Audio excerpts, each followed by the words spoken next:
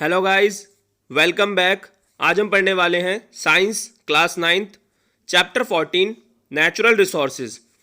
इस चैप्टर को हम क्वेश्चन और आंसर की फॉर्म में पढ़ेंगे, यानी कि पहले क्वेश्चन लिखा होगा और फिर उसका आंसर भी लिखा होगा। आपको बस करना इतना है कि आपको क्वेश्चन और आंसर अपनी कॉपी में उतारते चलना है ताकि आप उसे बाद में लर्न कर सकें और इस वीडियो की हेल्प से जब मन चाहे तब आप समझ सकें। आई प्रॉमिस जितने क्वेश्चन मैं आपको इस वीडियो में समझाऊंगा एग्जाम में उन्हीं में से पूछा जाएगा, उससे बाहर से एक भी क्वेश्चन नहीं आएगा। बस आपको मेरे पर ट्रस्ट करना पड़ेगा। टोटल इस वीडियो में आपको 34 क्वेश्चन समझाए जाएंगे। ओके गाइस, चलिए अब हम स्टार्ट करते हैं एक एक करके क्वेश्चंस को समझना।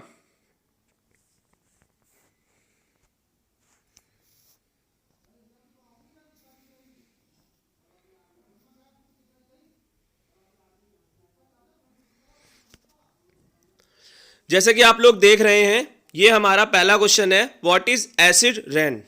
ओके, यानी एसिड रेन क्या होती है। When fossil fuels are burnt gases like sulphur dioxide and nitrogen dioxide are release.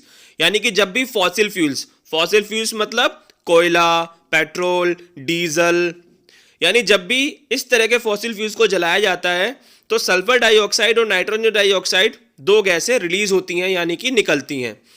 These gases are dissolved in water and form nitric acid and sulfuric acid।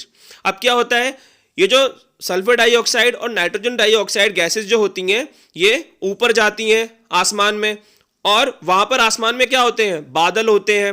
बादल में क्या होता है, पानी होता है। तो उस पानी के साथ ये दोनों गैसें SO2 और NO2, ये दोनों जो गैसें होती हैं उस पानी के साथ डिसॉल्व हो जाती हैं, यानी कि उसमें घुल जाती हैं, घुल मिल जाती हैं, मिक्स हो जाती हैं और क्या फॉर्म करती हैं, nitric acid and sulphuric acid. ये दो एसिड बन जाते हैं। जब पानी के अंदर सल्फर डाइऑक्साइड और नाइट्रोजन डाइऑक्साइड ये दो गैसें मिलती हैं तब हमारे ये दो एसिड बन जाते हैं, नाइट्रिक एसिड और सल्फ्यूरिक एसिड बन जाते हैं। कहाँ बनते हैं, आसमान में जो बादल है उनमें जो पानी है वहां ये दोनों एसिड बन जाते हैं। When these type acid pollutant fall with rain water known as acid rain. और जब ये नाइट्रिक एसिड और सल्फ्यूरिक एसिड उस पानी के साथ जमीन पर गिरते हैं तो हम लोग ये कहते हैं कि भाई एसिड रेन हो रही है। Okay guys, I hope it is clear. चलिए अगले क्वेश्चन की तरफ चलते हैं। अब ये हमारा क्वेश्चन नंबर 2 है, name the resources on which life depend.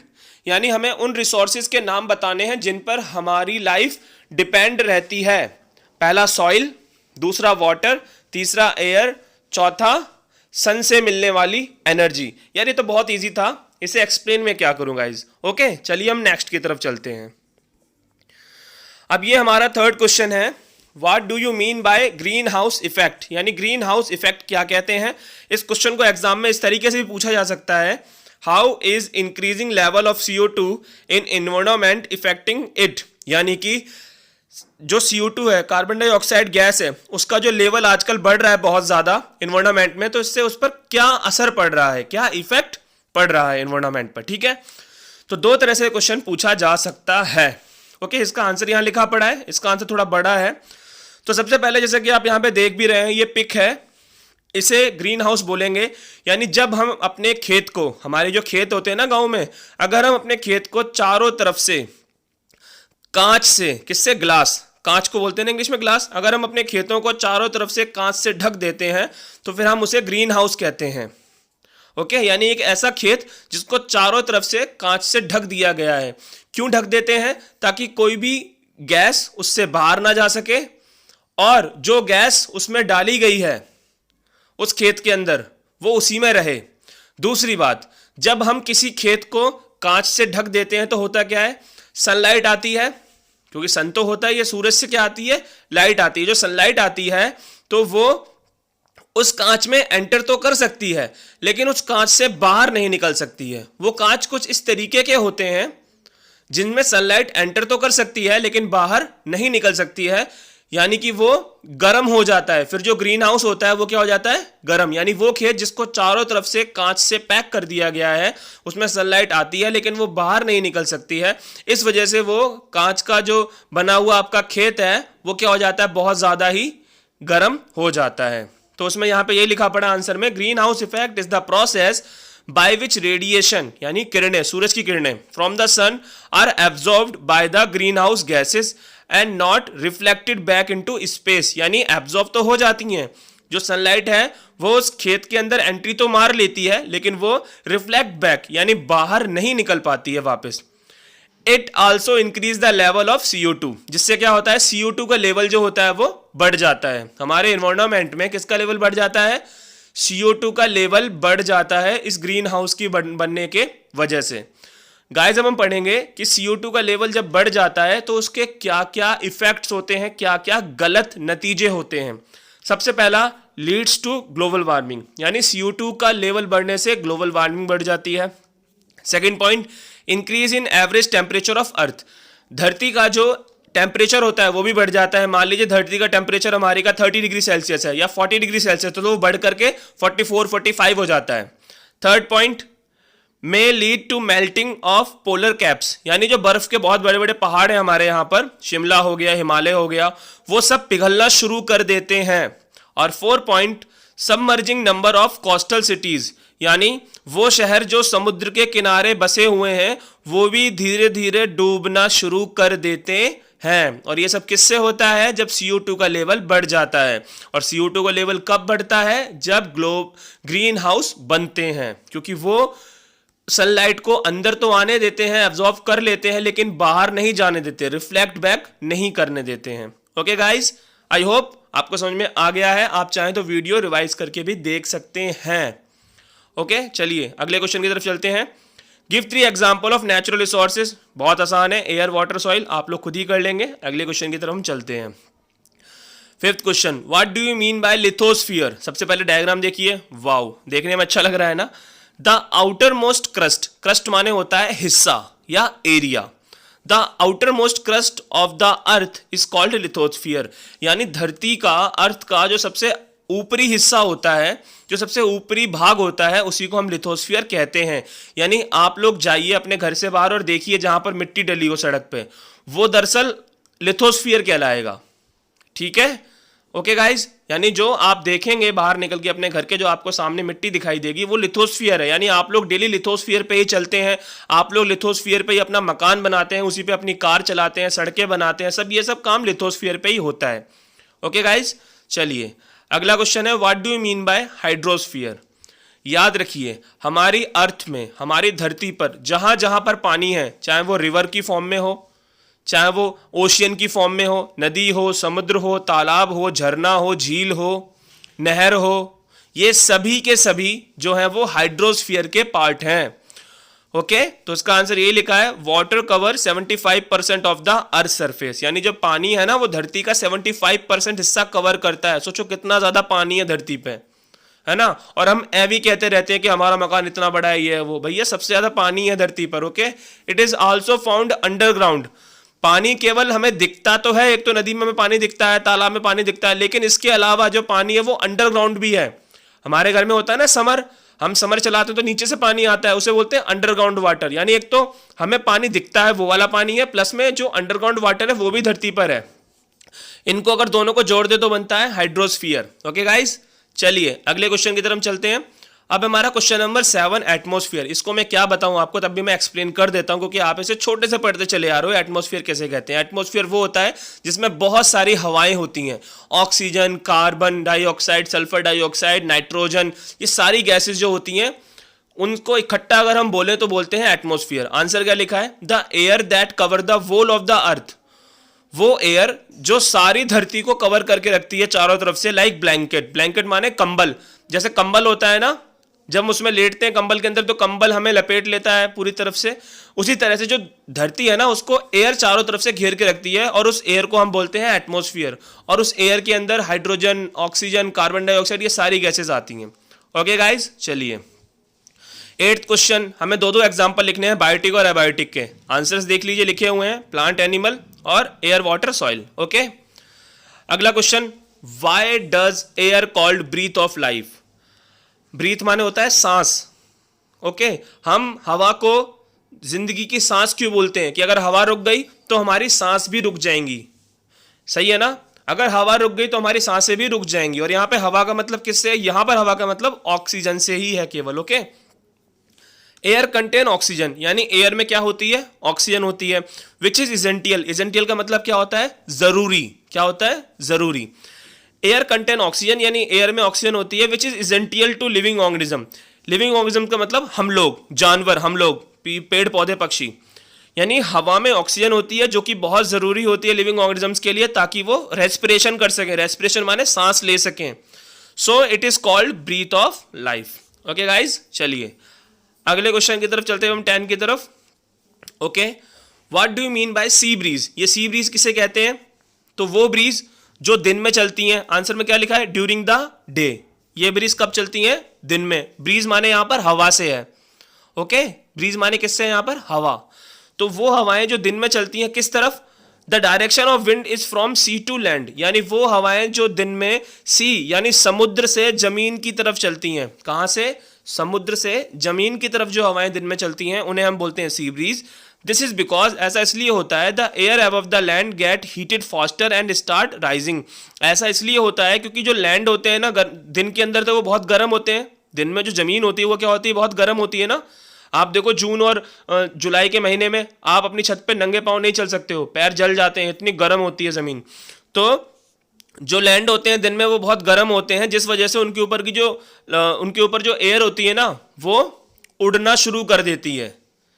Okay guys, इसलिए ऐसा होता है, इसलिए सी ब्रीज चलती हैं। अब हम चलते हैं अगले क्वेश्चन की तरफ। लैंड ब्रीज क्या होती हैं, लैंड ब्रीज उसका ठीक उल्टा था, ड्यूरिंग द नाइट, ये नाइट में चलती हैं, कहां से, लैंड टू सी, किसकी तरफ से चलती हैं ये, जमीन से समुद्र की तरफ, जमीन से समुद्र की तरफ। This is because at night both land and sea start to cool, ऐसा इसलिए होता है क्योंकि रात में चाहे लैंड हो यानी जमीन हो या समुद्र हो, दोनों ही ठंडे पड़ जाते हैं, इसलिए ऐसा होता है। ओके गाइज, अब हम चलते हैं क्वेश्चन नंबर 12 की तरफ। क्वेश्चन नंबर 12 आप देख रहे हैं 3 तरह से लिख के आ सकता है पेपर में। Explain the role of atmosphere, यानी एटमोस्फियर का क्या रोल है बताइए। दूसरा, why does atmosphere essential, atmosphere essential क्यों है ये बताइए, इजेंटियल माने जरूरी, मैं आपको बता चुका हूं। और तीसरा, what is the importance of atmosphere, atmosphere की क्या इंपॉर्टेंस है हमारी लाइफ में वो बताइए। तो इसका जो आंसर है गाइज वो इसका आंसर यहां लिखा पड़ा है, 3 पॉइंट्स इसके अंदर है हमारे। ओके, तो पहला पॉइंट क्या है एटमोस्फियर के बारे में, यहां पर जो लिखा है ना इट कीप, तो इट माने आप एटमोस्फियर मान के चलिएगा, तो इट की जगह क्या मान सकते हैं आप, एटमोस्फियर। लिखा है ना इट कीप्स, यानी atmosphere keeps the average temperature of earth constant, यानी same during the day and even during whole year. मतलब कि जो एटमॉस्फेयर होता है उसका पहला काम ये होता है कि हमारी अर्थ का जो टेम्परेचर है उसको उतना ही बनाए रखे, ना तो ज़्यादा बढ़ाए ना ज़्यादा घटाए। जितना टेम्परेचर है हमारी अर्थ का उसको सेम उतना ही बना के रखें, चाहे हम एक दिन की बात करें या पूरे साल की बात करें। यह पहला काम होता है एटमॉस्फेयर का। दूसरा काम प्रिवेंट्स, प्रिवेंट्स माने होता है रोकना। प्रिवेंट्स द सडन, सडन माने अचानक से, prevents the sudden increase in temperature during day time and during the night. अगर एटमॉस्फेयर नहीं होगा तो हमारे दिन का टेम्परेचर अचानक से बढ़ जाएगा और रात का टेम्परेचर भी अचानक से बढ़ जाया करेगा। बट एटमॉस्फेयर है इसीलिए वो प्रिवेंट करता है, रोकता है एटमॉस्फेयर किसको, टेम्परेचर को, ताकि वो दिन में और रात में अचानक से सडनली ना बढ़े। थर्ड पॉइंट, इट यानी atmosphere slow down the escape of heat into the outer space. Okay, atmosphere का एक काम और भी होता है कि हमारी जो अर्थ है उसमें जो गर्मी है, जैसे अभी मान लीजिए ठंड पड़ रही है, ठंड कितनी भी पड़ रही हो, अभी चल रहा है आपका जनवरी, तो जनवरी चल रहा है अभी, तो ठंड पड़ रही है, लेकिन ठंड इतनी भी नहीं है कि हम इसके अंदर बिल्कुल जम जाएं बर्फ की तरह। क्यों? क्योंकि थोड़ी बहुत कहीं ना कहीं अभी गर्मी मौजूद है अर्थ में। किसकी वजह से ये गर्मी मौजूद है? एटमॉस्फेयर की वजह से। अगर एटमॉस्फेयर नहीं होता तो ये गर्मी भी ना रहती सर्दियों में और हम सब बर्फ की तरह जम के मर जाते। ओके गाइस, तो ये 3 पॉइंट्स थे आंसर के, ताकि हमें पता चले कि एटमॉस्फेयर इजेंटियल जरूरी क्यों है हमारे लिए। हम चलते हैं अगले क्वेश्चन की तरफ। हवा कैसे बनती है? How does wind create? तो उसका आंसर लिखा पड़ा है, the movement of air from one region to other create wind. जब एयर एक जगह से दूसरी जगह जाती है तो उसी से विंड्स बन जाती हैं। ये ज़्यादा डिफिकल्ट तो था नहीं, खैर आप लोग कर ही लेंगे। अगले क्वेश्चन की तरफ चलते हैं हम गाइस। तो हमारा अगला क्वेश्चन यहाँ पर है, which type of disease are and problems are caused by air pollution in human? Which type of disease and problems are caused by air pollution in human? यानी जो एयर पॉल्यूशन होता है उस वजह से इंसानों में किस तरह की बीमारियां पैदा हो जाती हैं? तो पहली सांस लेने की बीमारी, दूसरी रेनल प्रॉब्लम, रेनल माने किडनी की प्रॉब्लम, किडनी की। तीसरी हाई ब्लड प्रेशर की प्रॉब्लम। चौथी आंखों में जलन यानी आई इरिटेशन। और पांचवा है कैंसर। ओके गाइज, चलिए अब अगला क्वेश्चन देखते हैं अपन 15। इसका आंसर बहुत इजी है, आप खुद ही पढ़ लें, क्वेश्चन खुद ही कर लीजिए, ठीक है। 16 का भी आंसर बहुत इजी है, आप आंसर याद कर लीजिए, क्वेश्चन आप खुद ही पढ़ लीजिए। 17, अब 17 जो है कि which type of problem are caused by air pollution in plants. Air pollution की वजह से प्लांट्स को कैसी दिक्कतें आती हैं। पहली दिक्कत रिड्यूस्ड ग्रोथ, यानी एयर पॉल्यूशन जो होता है वो प्लांट की ग्रोथ को कम कर देता है। दूसरा point, degeneration of chlorophyll. Plant के अंदर प्लांट की जो पत्तियां होती हैं उनमें क्या होता है, क्लोरोफिल होता है ना, हरे कलर का, तो वो खराब होना शुरू हो जाता है एयर पॉल्यूशन की वजह से। And third point, mottling of leaves, यानी जो पत्तियां होती है प्लांट की उन पे धब्बे पड़ना शुरू हो जाते हैं इस एयर पॉल्यूशन की वजह से। ओ गॉड, कितना बुरा है ना ये। ओके गाइज, आगे बढ़ूं उससे पहले मैं आपको बताना चाहता हूं, अगर आप मेरे चैनल पर नए हैं तो प्लीज चैनल को सब्सक्राइब कर दीजिए, इस वीडियो को शेयर भी करिए ताकि आपके फ्रेंड्स का भी भला हो पाए। और उसके अलावा वीडियो कैसी लगी, कोई कमी थी तो बताइए कमेंट करके, अगर वीडियो अच्छी लगी है तो भी बताइए कमेंट करके, और प्लीज़ सपोर्ट करते रहिएगा। और इन क्वेश्चंस को ज़रूर नोट करिए कॉपी में और याद भी करते रहिएगा।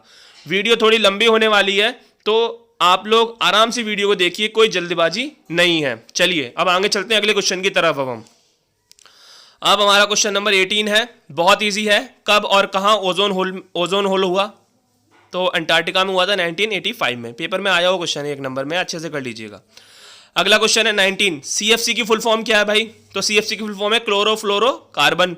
अगला question, where do we use CFC? हम सीएफसी गैस का इस्तेमाल कहाँ करते हैं? इन रेफ्रिजरेटर यानी फ्रिज में, इन जेट प्लेन्स यानी एरोप्लेन्स में, इन स्प्रे कैंस, इन फायर इंस्टिग्यूशर यानी आग बुझाने वाली गैस के अंदर हम इनका यूज करते हैं सीएफसी का। चलिए गाइज, अगला क्वेश्चन है हमारा, हाउ डज सॉइल क्रिएट? मिट्टी कैसे बनती है? इसको पेपर में ऐसे ही पूछ सकता है, which factors are responsible in soil formation? मिट्टी के बनने में कौन से फैक्टर्स रिस्पॉन्सिबल होते हैं? गाइज, ये क्वेश्चन का आंसर थोड़ा लंबा होने वाला है तो आप इसे आराम से लिखिए कॉपी में, और ये पेपर में अगर आया तो 5 नंबर का आएगा, 5 मार्क्स का। ये बहुत इंपॉर्टेंट क्वेश्चन है गाइज, बहुत ज्यादा इंपॉर्टेंट। ओके, तो एक एक करके हम इसके फैक्टर पढ़ेंगे कि मिट्टी कैसे बनती है। तो पहला फैक्टर है क्लाइमेट। क्लाइमेट की वजह से मिट्टी बनती है। कैसे? It affect the rate of weathering. यहां पर एक वर्ड है वेदरिंग, वेदरिंग वर्ड को आप रट लीजिए, इसका मतलब होता है धीरे धीरे सड़ना। किसी चीज का धीरे धीरे सड़ना या सड़ाना, उसी को बोलते हैं वेदरिंग। तो क्लाइमेट जो होता है, इट इफेक्ट, इट का मतलब क्लाइमेट है। Climate affect the rate of weathering of the parent rock, यानी जो चट्टाने होती हैं, चट्टाने जो होती हैं ना, उनका जो सड़ने का स्पीड है, क्योंकि कोई भी चीज़ हो वो सड़ती है, चाहे वो आपके कपड़े हो, चाहे वो आपकी कोई भी बाइक हो, सब खराब होते हैं धीरे धीरे करके। तो चट्टाने जो होती हैं, रॉक्स, वो भी धीरे धीरे खराब होती हैं, वेदरिंग होती है उनकी भी धीरे धीरे। तो उसकी जो स्पीड है उसको क्लाइमेट चेंज कर देता है।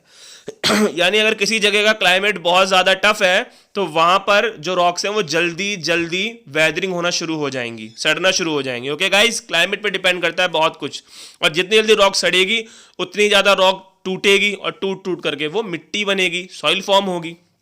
पहला फैक्टर। दूसरा फैक्टर यहां पर गाइस है temperature. It also play an important role because fluctuations यानी कम ज्यादा होना in temperature causes shrinking and swelling and general weathering. Weathering का मीनिंग मैं यहाँ नहीं बताऊंगा, मैंने ऊपर बताया हुआ था आपको, सड़ना इन सॉइल। यानी टेम्परेचर जो होता है वो दिन में कई बार कम होता है और कई बार ज्यादा होता है टेम्परेचर, जिस वजह से जो रॉक्स होती हैं उनमें सिकुड़न पड़ जाती है, वो फूल जाती हैं और वो धीरे धीरे सड़ना शुरू हो जाती हैं। तो टेम्परेचर भी इंपॉर्टेंट रोल प्ले करता है सॉइल फॉर्मेशन में, क्योंकि जब रॉक्स सिकुड़ेंगी, फूलेंगी, खराब होंगी, सड़ जाएंगी धीरे धीरे, तो वो टूट करके मिट्टी ही बनेगी, रॉक्स, चट्टाने। ओके गाइज, थर्ड पॉइंट है water. Fast flowing water carries big and small particles of rock downstream. आपको पता है कोई भी नदी हो वो पहाड़ से होकर के आती है, जैसे गंगा है वो हिमालय से निकलती है। तो कोई भी नदी जब ऊपर से निकलती है तो उसके आसपास जो चट्टाने होती हैं, उनकी जो मिट्टियां होती हैं, छोटी छोटी जो चट्टाने होती हैं, वो नदी अपने साथ बहा करके लाती है। कोई भी नदी जब बह करके नीचे आती है ना तो वो अपने साथ वो पहाड़ों की बहुत सारे कंकड़ नीचे ले आती है। ओके, दीज रॉक्स रब अगेंस्ट अदर रॉक्स। तो जो चट्टाने होती हैं नदी के पानी की वजह से वो आपस में रगड़ती रहती हैं, जब नदी कहीं किसी चट्टान से निकलती है तो क्या होता है, चट्टानों के जो पत्थर होते हैं ना उन्हें वो काटती हुई निकलती है, यानी चट्टानों के पत्थर आपस में ही रब करते हैं, रगड़ते हैं, जिस वजह से वो टूट जाते हैं और टूट के वो छोटे छोटे टुकड़ों में बट जाते हैं, फिर वो मिट्टी बन जाते हैं। ओके गाइज, अगला पॉइंट है wind. Wind carries sand from one place to another, यानी जब हवा चलती है तो उसके अंदर वैसे भी बहुत सारी बालू या रेत भरी रहती है। हवा जब चलती है ना बहुत तेज तो उसमें बहुत सारी बालू या रेत भरी रहती है। तभी जब आप लोग बाहर से घर पे आते हैं ना तो मुंह धुलते हैं, क्यों? क्योंकि मुंह पे बहुत सारी बालू या मिट्टी जम जाती है। क्यों? क्योंकि हवा चल रही थी। तो हवा के अंदर भी क्या होती है, मिट्टी होती है। ठीक है, तो हवा भी मिट्टी को इधर से उधर करती रहती है, यानी सॉइल फॉर्म करती रहती है। लास्ट पॉइंट है सन, सूरज। The sun heat up the rock during the day. सूरज जो होता है वो क्या करता है, दिन में जो रॉक्स होती हैं, चट्टानें जो होती हैं, उनको बहुत गर्म कर देता है, जिस वजह से जो रॉक्स हैं वो फैल जाती हैं, फिर सिकुड़ जाती हैं ठंडी होने की वजह से। ठीक है, लेकिन जो रॉक फैलती हैं, जितना रॉक फैलती हैं, एक्सपेंड करती हैं, ये ज़रूरी नहीं है कि रॉक्स उतना ही कॉन्ट्रैक्ट यानी सिकुड़ें। मान लीजिए रॉक ज़्यादा फैल गई लेकिन सिकुड़ी कम, या कम सिकुड़ गई ज़्यादा फैल गई, ऐसा हो सकता है। तो since all part of rock do not expand and contract at the same rate, that is why उनके अंदर क्या पड़ जाता है, रॉक्स में क्रैक्स। क्रैक्स माने दरारें पड़ जाती हैं और रॉक जो होती हैं वो छोटे छोटे हिस्सों में टूट के बिखर जाती हैं और फिर वो मिट्टी ही बन जाती हैं। ओके गाइज, काफ़ी बड़ा आंसर था, बट आई होप सो आपको समझ में आया होगा। नहीं आया तो प्लीज़ एक बार मेरे लिए वीडियो रिवाइंड कर लीजिएगा। और गाइज यही क्वेश्चंस पेपर में आने वाले हैं, आप बस मुझ पर भरोसा रखिएगा, आप इन्हें अच्छे से कर लीजिएगा। ठीक है गाइज, चलिए अगला क्वेश्चन है, why do we need water? हमें पानी की ज़रूरत क्यों है, या पानी हमारे लिए ज़रूरी क्यों है? इट मेंटेन बॉडी टेम्परेचर, यानी पानी बॉडी का टेम्परेचर मेंटेन करके रखता है। वेरी गुड, ये तो बहुत आसान है। All cellular process, cellular process का मतलब क्या होता है, सेल जो हमारी बॉडी के अंदर एनर्जी जनरेट करते हैं ना, सेल हमारी बॉडी में, आपने पढ़ा होगा लेसन नंबर 5 में, सेल क्या क्या काम करते हैं हमारी बॉडी में। तो जितना भी सेलुलर प्रोसेस हमारी बॉडी में होता है, ठीक है, वो सभी का सभी पानी के बिना पॉसिबल नहीं है, तो पानी इसलिए ज़रूरी है हमारे लिए। Third point, water forms the habitats of many plant and animal. कई सारे जानवर और पौधे पानी के लिए पानी के अंदर रहते हैं, यानी पानी उनका घर होता है। जैसे फिश का घर कौन सा है, पानी है। ऑक्टोपस का घर कहाँ है, पानी है। व्हेल मछली, पानी उनका घर है। कमल यानी लोटस का फ्लावर, कहाँ पर उनका घर है, पानी। यानी इन सब का जो हैबिटेट है वो क्या है, पानी है। तो पानी इसलिए एसेंशियल है। ओके गाइज, हम चलते हैं क्वेश्चन नंबर 3। ह्यूमस किसे कहते हैं? Soil contain small particles of rock of different size. जैसे कि हम जानते हैं जो मिट्टी होती है उसमें रॉक्स के छोटे छोटे टुकड़े होते हैं, चट्टानों के छोटे छोटे टुकड़े होते हैं, उनसे मिलकर रॉक्स सॉइल बनता है। It contain bit of decade living organism called humus. उन चट्टानों के टुकड़ों में ही कुछ मरे हुए जीवों के टुकड़े भी होते हैं। जैसे मान लो कोई जानवर था या कोई पौधा था, वो चट्टान पर ही मर गया, या कोई पौधा चट्टान पर ही सड़ गया। तो जब चट्टान टूटेगी, उसके छोटे छोटे टुकड़े होंगे, मिट्टी बनेगी जब वो, तो उसके टाइम पर जो जानवर उस पर मरा पड़ा होगा या जो पौधा वहाँ मर गया होगा चट्टान पर, उसके वजह से छोटे छोटे टुकड़े हो जाएंगे। तो उसी को हम बोलते हैं ह्यूमस। उन टुकड़ों को जो मिट्टी में पाए जाते हैं, वो छोटे छोटे लिविंग ऑर्गेनिज्म जो सड़ गए थे, उनके जो टुकड़े होते हैं, उन्हीं को हम बोलते हैं ह्यूमस, जो मिट्टी में पाए जाते हैं कभी कभी। अब अगला क्वेश्चन है, स्मोक क्या होता है? स्मोक माने यार एयर पॉल्यूशन ही है। देखो मैं आपको समझाता हूँ। सुबह सुबह हम लोग देखते हैं ना, जब हम उठते हैं अभी जनवरी में, कोहरा नहीं बोलते हम लोग, कहते हैं आज बड़ा फॉग है यार, आज तो बहुत कोहरा है यार। वो कोहरा क्यों होता है? दरअसल वही स्मोक है, क्योंकि जो फैक्ट्रियां है ना आजकल बहुत ज़्यादा पॉल्यूशन कर रही हैं, फैक्ट्रियां बहुत गंदी गंदी गैसेज छोड़ रही हैं, जिससे वो फॉग यानी स्मोक हो जाता है हमारे आसपास में। ठीक है, तो उसका आंसर बहुत आसान है, यहाँ पे लिखा पड़ा है, smoke is a kind of air pollution. Okay, चलिए अगला क्वेश्चन, बायोकेमिकल साइकिल किसे कहते हैं? What do you mean by biochemical cycle? The cycling of chemical elements like carbon, oxygen, nitrogen, phosphorus, sulphur, water in the biosphere is called biogeochemical cycle. यानी आपके इसी chapter में अभी ऑक्सीजन साइकिल आप पढ़ेंगे, कार्बन साइकिल पढ़ेंगे, nitrogen cycle पढ़ेंगे, water cycle पढ़ेंगे। अगर हम इस सभी साइकिल्स को एक साथ बोलें तो उसे बोलते हैं बायोजियोकेमिकल साइकिल। बस यही होता है बायोजियोकेमिकल साइकिल, यानी इन सबका एक साथ नाम ले देना। अब हम पढ़ते हैं अगला topic, soil erosion. Soil erosion जो होता है वो क्यों होता है? तो पहला point, over grazing of land. अगर किसी खेत को या किसी जमीन को वहाँ के जानवर बहुत ज़्यादा चर लेते हैं, आपने देखा है ना कई बार खेतों के अंदर गाय जो होती हैं वो घास फूस खाती रहती हैं खेतों के अंदर, कई सारी गायें, उसे बोलते हैं ग्रेजिंग यानी चरना। अगर कोई जानवर किसी खेत को ज़्यादा चर लेता है तो वहाँ पर सॉइल इरोजन हो सकता है उस जमीन का। दूसरा, removal of top soil by wind and water. हवा की वजह से और पानी की वजह से। आपने देखा होगा कई बार कि जब पानी एक ही जगह पर, बारिश का पानी गिरता रहता है तो वहां पर वो गड्ढा कर देता है, वहां की मिट्टी को वो काट देता है, और मिट्टी के कटने को ही हम बोलते हैं सॉइल इरोजन। तो वाटर और विंड की वजह से भी सॉइल इरोजन हो जाता है। Third point, due to lack of trees the upper layer of soil is eroded by air and water. यानी कि आजकल जो पेड़ है वो बहुत ज्यादा कट रहे हैं, आपको पता है जंगल खत्म हो रहे हैं, तो पेड़ों की कमी की वजह से भी जो सॉइल इरोजन है वो हो रहा है, क्योंकि एयर और वाटर तो सॉइल इरोजन करते ही करते हैं, एयर और वाटर सॉइल को काटते ही काटते हैं। पेड़ जो होते हैं वो उनको बचा लेते हैं, लेकिन अब पेड़ भी नहीं है बचाने के लिए, तो एयर वाटर तो अपना काम करेंगे ही ना, वो तो सॉइल को काटेंगे, वो तो सॉइल इरोजन करेंगे, और पेड़ है नहीं बचाने के लिए, तो क्या होगा, सॉइल इरोजन होता है। Fourth point, leaving land uncultivated for long time. कुछ लोग ऐसे होते हैं जो अपनी जमीन को कई सालों तक जोतते ही नहीं है, उसमें कोई फसल ही नहीं उगाते हैं कुछ लोग, तो उनके जो लैंड होते हैं, उनकी जो खेती होती है, वो अपने आप ही उसका सॉइल इरोजन हो जाता है, मिट्टी वहां की खराब हो जाती है, फिर हम बोलते हैं यार ये जमीन तो बंजर है, बंजर। ओके गाइज, चलिए अगले टॉपिक की तरफ चलते हैं। What is transpiration? Transpiration is the loss of water from a plant in the form of water vapour. आपको पता है प्लांट जो होते हैं वो क्या करते हैं, फोटोसिंथेसिस। जब वो फोटोसिंथेसिस करते हैं तो वो अपने अंदर पानी ले लेते हैं, वाटर ले लेते हैं, लेकिन कई बार क्या होता है कि वो ज्यादा पानी अपनी बॉडी में ले लेते हैं प्लांट, फोटोसिंथेसिस के टाइम पे ओवर ले लेते हैं, ज्यादा ले लेते हैं पानी, तो फिर उन्हें वो पानी बाहर निकालना पड़ता है। तो प्लांट अपनी पत्तियों की हेल्प से वाटर वेपर की फॉर्म में उस पानी को बाहर निकालते हैं, और इस प्रोसेस को हम बोलते हैं transpiration. I hope so it is clear now for you. अगला क्वेश्चन, पानी से फैलने वाली 4 बीमारियों के नाम बताइए। तो हेपेटाइटिस ए, कॉलेरा, टाइफाइड और डायरिया। अगर आपको कोई और बीमारी का नाम पता है जो पानी से फैलती है तो आप वो भी यहां पे लिख सकते हैं, बट वो पानी से फैलनी चाहिए, ऐसा नहीं कि जबरदस्ती आप यहां पे लिख दें कि वो पानी से फैलती है। Okay guys, don't worry, video खत्म होने वाली है। 34 क्वेश्चंस टोटल थे, 28 तो हम पढ़ ही चुके हैं, आगे चलते हैं। 29, name the disease which can be caused by UV rays. UV rays का मतलब होता है अल्ट्रा वायलेट रेज। जो सूरज की अल्ट्रा वायलेट रेज होती है ना, उनसे कौन कौन सी बीमारी फैल सकती है? पहला स्किन कैंसर हो सकता है, दूसरा मोतियाबिंद यानी कैटरेक्ट ऑफ आइज हो सकता है, तीसरा हमारा जो इम्यूनिटी सिस्टम है वो कमजोर हो सकता है, वीक हो सकता है। 30 क्वेश्चन, ऐसे बैक्टीरिया का नाम बताइए जो नाइट्रोजन को चेंज कर देता है नाइट्रोजन कंपाउंड में, यानी नाइट्रोजन फिक्सिंग बैक्टीरिया का नाम हमें बताना है, वो है राइजोबियम। अब अगला क्वेश्चन है, एक्सप्लेन ऑक्सीजन साइकिल। ये बहुत इंपॉर्टेंट है, पेपर में अगर आएगा तो 5 नंबर का आएगा। देखिए आपके पेपर में oxygen cycle, carbon cycle, nitrogen cycle या वाटर साइकिल।